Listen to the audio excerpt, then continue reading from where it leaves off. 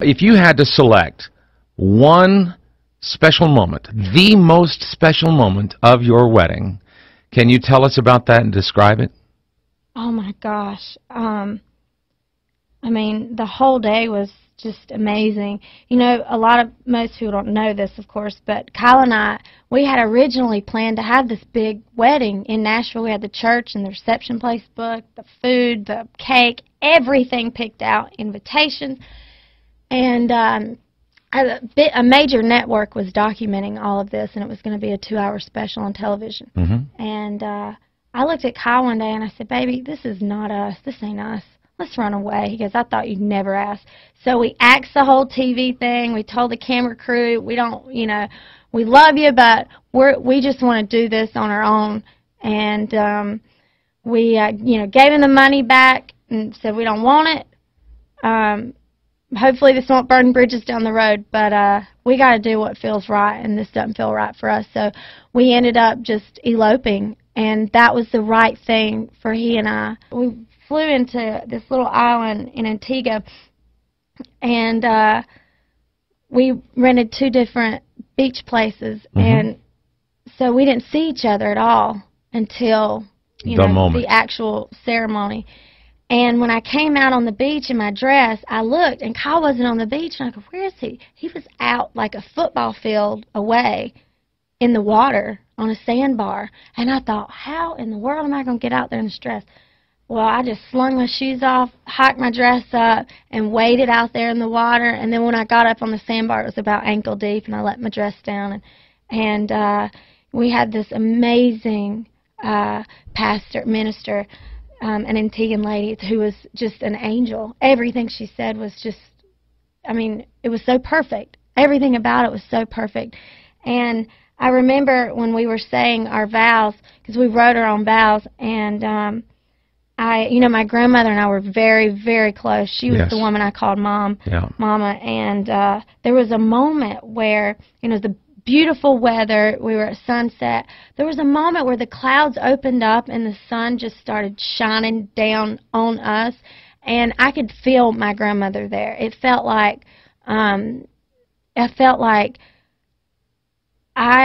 was the most beautiful day of my life, but I felt like we got the Lord's blessings and my grandmother's blessings, and I feel like she and God handpicked him specifically for me.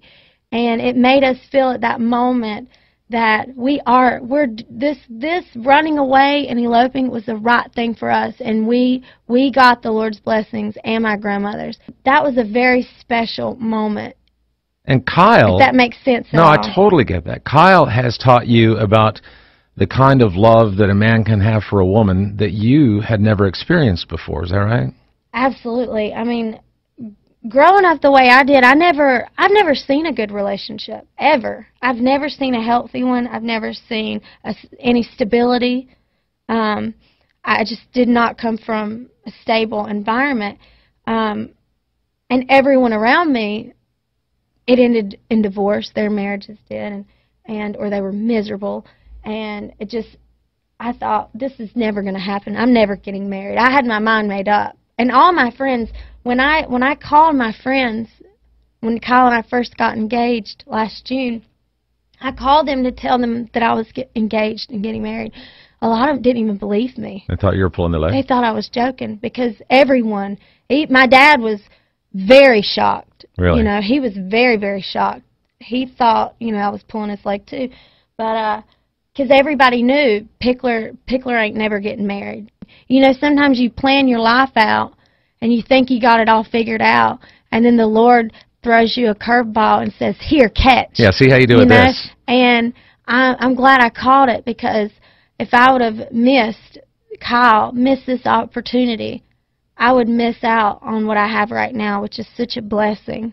You know, what we have is so rare, and I know that. I know that. So and you know what's even, I think, treasure it. More rare is the fact that you broke the cycle.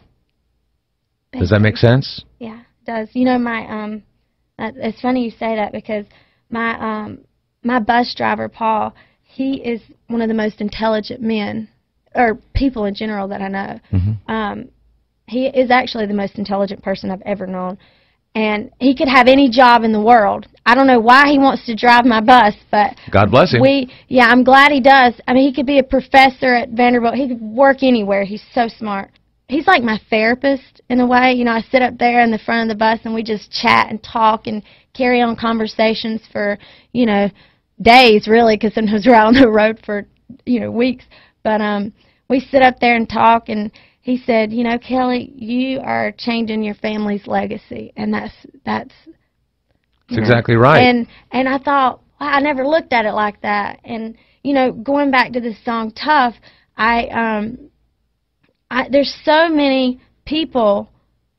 I think there's more people like me that come from those situations that, you know, the ball's in their court now, and it's their opportunity to change their family's legacy. You're absolutely right. You know what I mean? You're absolutely right. And I think Tough really does, you know, it says that without being so over the top, right, you know, in your face.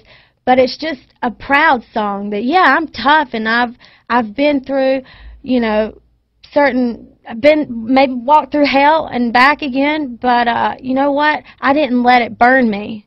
It made me tough.